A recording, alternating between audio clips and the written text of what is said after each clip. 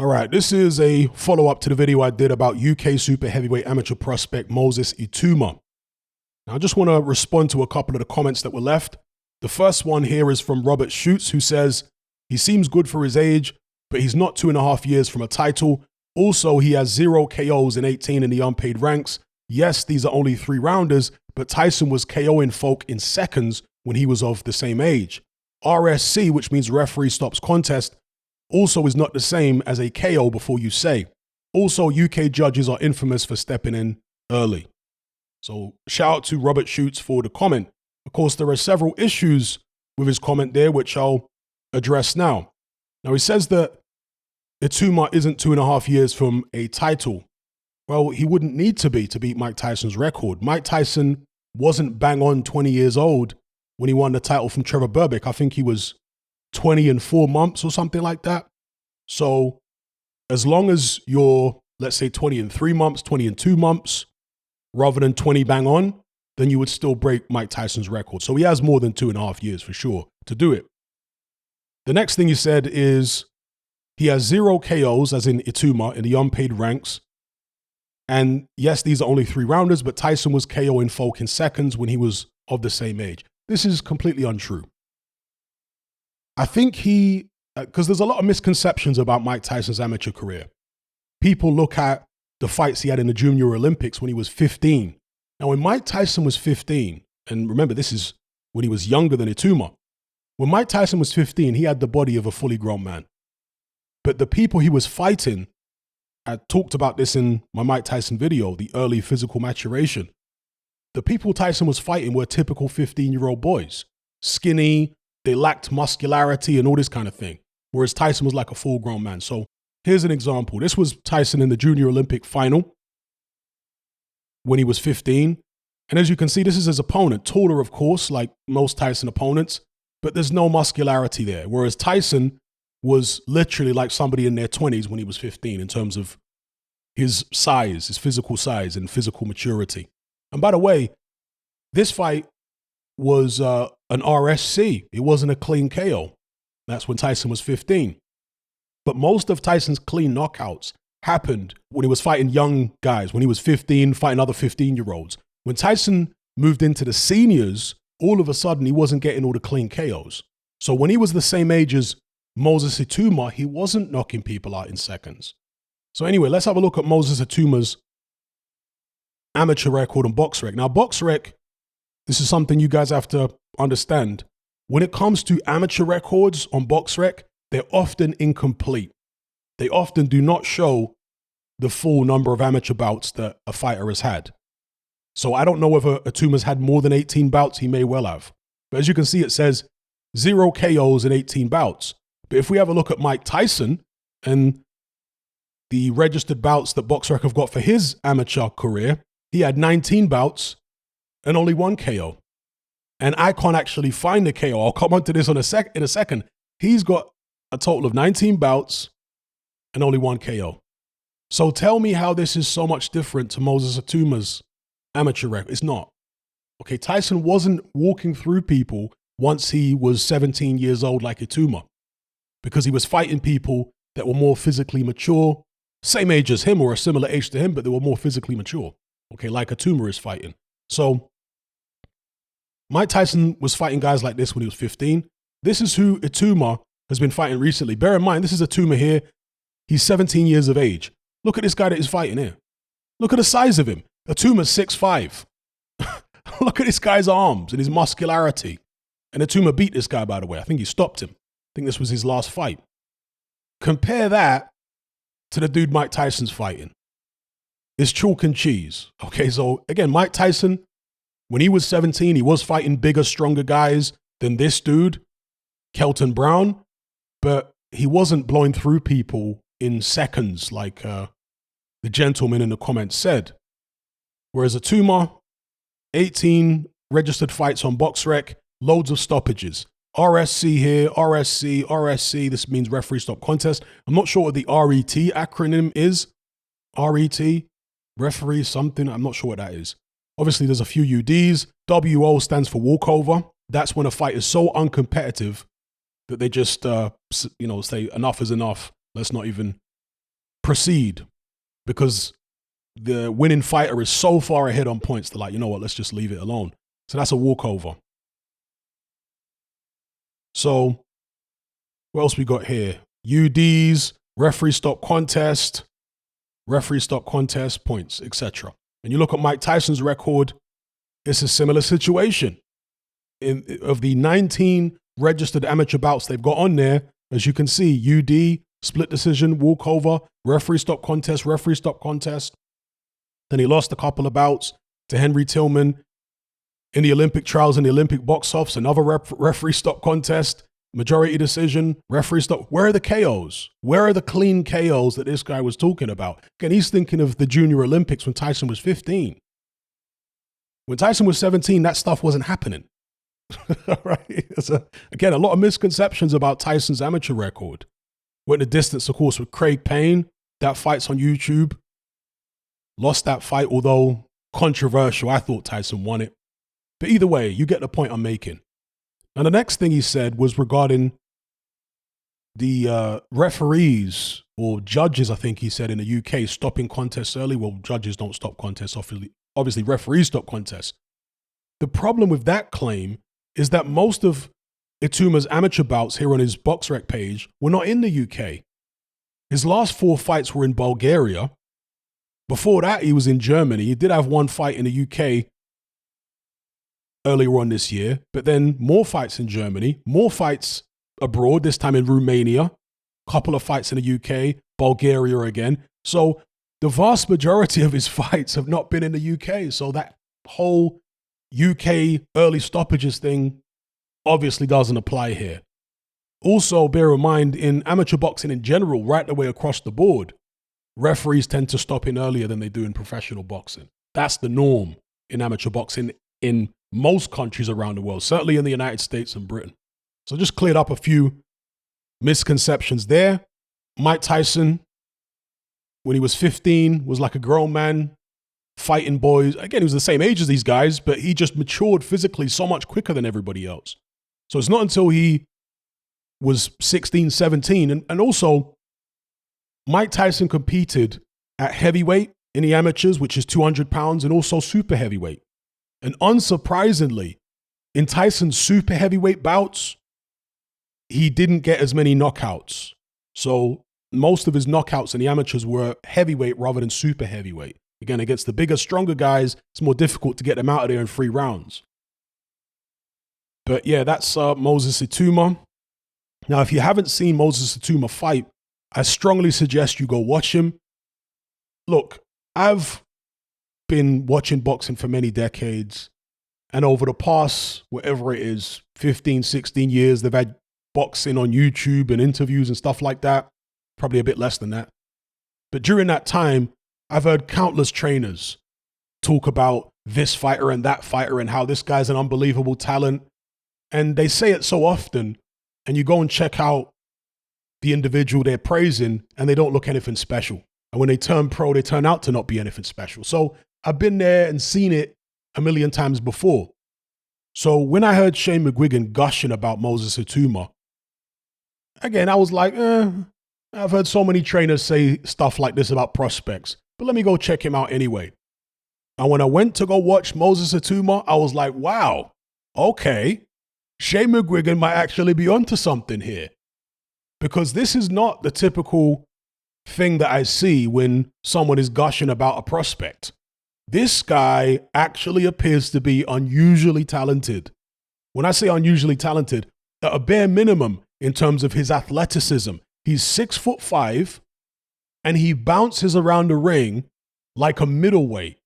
I mean, it's incredible. And again, at this age, 17, you have energy levels which are off the charts, especially if you're an athlete, right?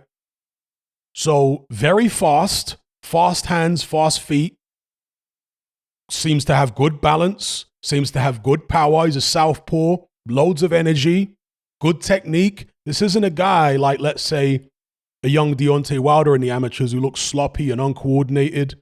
This also isn't a guy like a young AJ in the amateurs who looks stiff and robotic. No, this guy's fluid.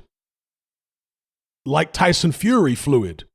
but faster than Fury. Do you know what I mean? I'm not saying he's going to be as good or better than any of the heavyweights I've mentioned, because there have been lots of fighters who come along that have athleticism and potential, etc., but they don't fulfill that potential for whatever reason. So I can't sit here and tell you that Itauma is going to be this and that. But what I can tell you is that based on his talent, he has something special there. And if they cultivate that talent in the right way, this guy could go all the way and not only become a champion, but be somebody very special in the sport. As long as he passes certain tests, like having the chin, the heart, the stamina, and so on. But just looking at his ability now, when he's fighting in these international amateur contests, he looks like a special talent. I think, as I say, Shane McGuigan's definitely onto something there. Now, whether he can break Mike Tyson's record is another matter.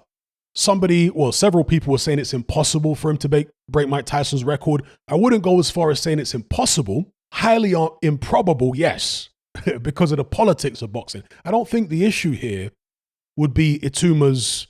Again, there was somebody saying that he doesn't have as much power as Tyson or whatever he was insinuating. You don't necessarily need to have as much power as Tyson to become the youngest heavyweight champion. I'm not sure why that was even relevant, right?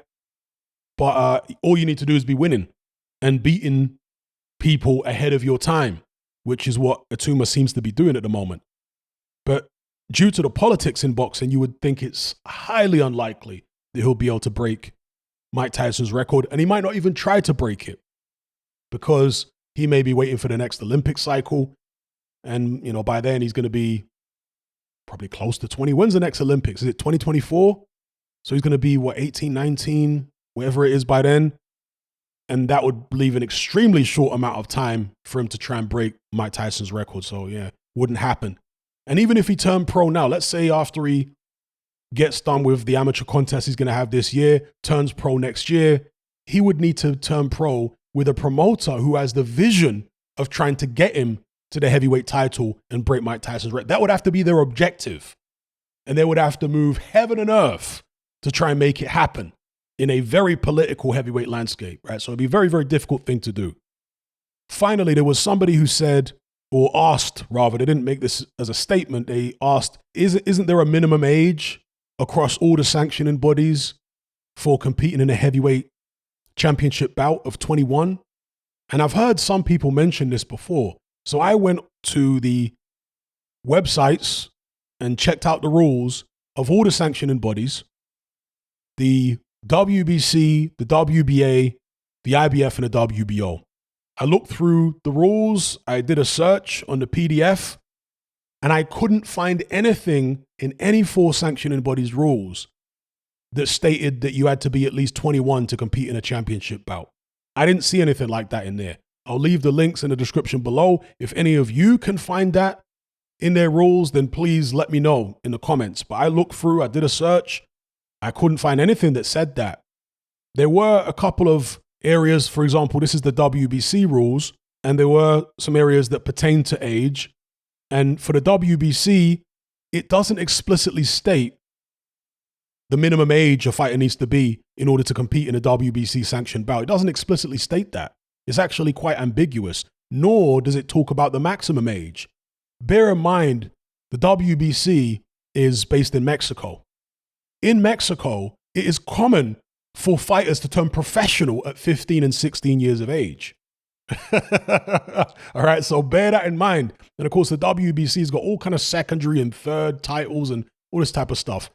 So while they may have a loose thing where they say, if a fighter's under 18, we don't normally want to sanction him for a bout, that doesn't seem to be set in stone, judging by what it says in their rules. Okay, so loosely it says, and this is based upon risk factors, right? This is a section titled risk factors, and they want to know a bunch of things, such as if a fighter is under 18, and also if a fighter is over 35. That doesn't mean under 18s and over 35s are excluded from participating in WBC sanctioned bouts. They just want to know, because those are, risk factors that they want to incorporate into the decision. They might look at a guy who's 17, but he's ridiculously talented. Maybe he's won an Olympic medal, and they'll say, you know what? we'll sanction it. Or somebody who's over 35, but they're a long reigning champion or a long reigning former champion and they've just knocked out some 25-year-old top contender, and they'll say, okay, well, we'll let this one go. So the rules are kind of ambiguous and a bit fluid with the WBC and with most of the sanctioning bodies. Now with the WBA, they've got something a bit more concrete with regards to the age limits. So the upper limit, with the WBA, the upper limit with the WBA is 36 and the lower limit is 17 for participating in bouts that they sanction. Now it says here something a bit strange. It might be an issue with the translation, I'm not sure, but it says no person of 36 years or over will be allowed to start a career in professional boxing. Of course, the WBA do not govern boxing worldwide. I can assure you there are lots of people over 36 who start boxing careers, particularly in places like South America. I mean, there are dudes in their 40s who've never boxed before in their lives who are getting into professional boxing rings in South America, bro. So that only pertains to the WBA. And also, something it says here, it says that these age restrictions with the WBA are in place unless they are contrary to the law of a given region, which would mean if there's a country where fighters can fight on until they're 40 or whatever, then the WBA might make an exception to their 36-year-old upper age limit and say, okay, we'll allow this 40-year-old to participate in one of our sanctioned contests. Okay, but again, there's nothing that I have found in the WBA rules to show that they have this 21-year age minimum for participating in their championship bouts. I haven't found anything that says that. And incidentally, talking about extremely old people being given boxing licenses, some of you guys may remember this. A 52-year-old ex-con called Dewey Bozella. He fought on, I think it was a Bernard Hopkins undercard. But I remember the fight at the time. To me, it looked like some pantomime business. It didn't look like a real fight. It looked like they got a journeyman and told him, don't actually try and hurt this guy. You know, but if you don't know about Bozella's story, he was wrongly convicted of killing someone, and then his conviction was overturned and he was exonerated. And when he was in prison, he always dreamed of becoming a professional boxer. And so at the age of 52, he was given a license and he fought. And that fight was in America, not even in South America. I think that was in North America, wasn't it? Anyway, moving on to the IBF rules. There's nothing that I found in their rules that actually even talks about age, minimum age or maximum age for participating in one of their sanctioned contests. Presumably, unless it's elsewhere on their website or in a different document, they just go by what the local commissions say. So if the local commission don't allow people to participate in boxing above 36 or 40, presumably the IBF just go along with that. I don't know. But I had a look at their rules and there's nothing that I could find that pertains to age, minimum or maximum. And then finally with the WBO, similar situation. I couldn't find anything on there that pertained to minimum or maximum age. Maybe it's in a different document on their website. I'll leave the links below. You guys are free to go through them at your leisure. And some of these documents are quite substantial, particularly the WBC document. The WBO document is not much shorter. This is 37 pages long. The WBC document, I think, is 40 pages or more. All this stuff in there, 42 pages. So I did skim through and I did, as I say, a search. I downloaded all the documents and did a search in Word, and I couldn't find anything that said there's this minimum 21 years of age to participate in a championship contest. So I'm not saying that that's wrong, by the way. I just can't find any information on it. So if you guys have got a source for where that claim comes from, let me know. And if there is any commission or sanctioning body that has that rule in place, it doesn't mean that all of them do. The sanctioning bodies, WBA, WBC, IBF, WBO, they have their own rules. They don't all share the same rules. Same goes for the local commissions. The British Boxing Board of Control has got different rules than various commissions in America, like the Nevada State Athletic Commission or the New York State Athletic Commission, etc., etc. Boxing doesn't have one overarching governing body that enforces rules on boxing globally. Doesn't have that. It's not like football where they have UEFA or whatever. No, boxing's not like that. So as far as I know, and please, if you have got any information to the contrary, drop it in the comments below. But as far as I know, Mike Tyson's record is technically able to be broken from a rules perspective as it stands. So if there was someone good enough who got into the right position, they could fight, as far as I'm aware, for a world championship at the age of 19 or 20 and 3 months, right? Mike Tyson won the title when he was 20. I think it was 20 years old, 4 months and 22 days was how old Mike Tyson was when he won the world title. So yeah, will Moses Itauma do it?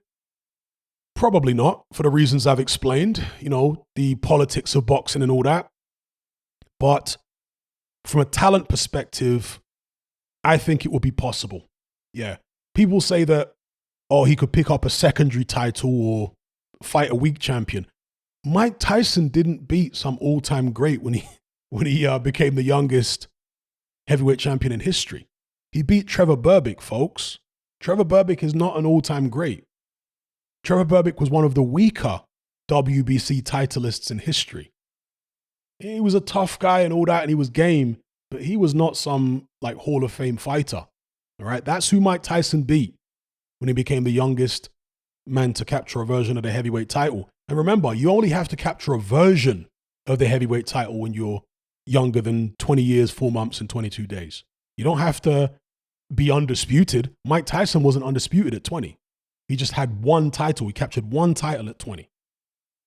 He wasn't undisputed until he beat Michael Spinks several years after that.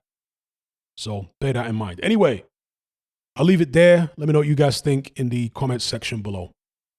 If you're tired of the biased narratives and mass censorship on mainstream platforms, and you want to be part of a community of critical thinkers who love free speech just as much as you do, then come and join me on Patreon and access my weekly no-holds-barred, censorship-free podcast where we lift the lid on a wide variety of controversial topics. It's not mainstream friendly, it's not politically correct, but that's the whole point.